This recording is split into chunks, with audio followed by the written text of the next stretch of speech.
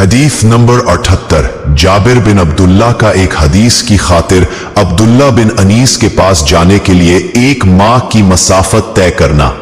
وہ اور حرب بن قیس بن حصن فزاری موسیٰ علیہ السلام کے ساتھی کے بارے میں جھگڑے۔ اس دوران میں ان کے پاس سے ابی بن کعب گزرے تو ابن عباس رضی اللہ عنہما نے انہیں بلا لیا اور کہا کہ میں اور میرے یہ ساتھی موسیٰ علیہ السلام کے ساتھی کے بارے میں بحث کر رہے ہیں جس سے ملنے کی موسیٰ علیہ السلام نے اللہ سے دعا کی تھی۔ کیا آپ نے رسول اللہ صلی اللہ علیہ وسلم کو کچھ ان کا ذکر فرماتے ہوئے سنا ہے؟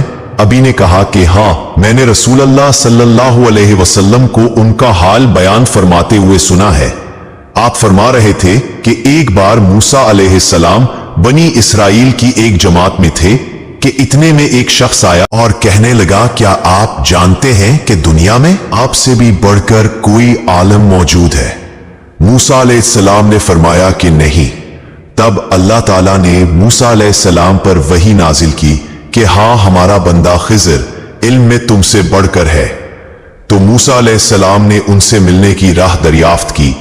اس وقت اللہ تعالیٰ نے ان سے ملاقات کے لیے مچھلی کو نشانی قرار دیا اور ان سے کہہ دیا کہ جب تم مچھلی کو نہ پاؤ تو لوٹ جانا، تب خضر علیہ السلام سے ملاقات کر لوگے۔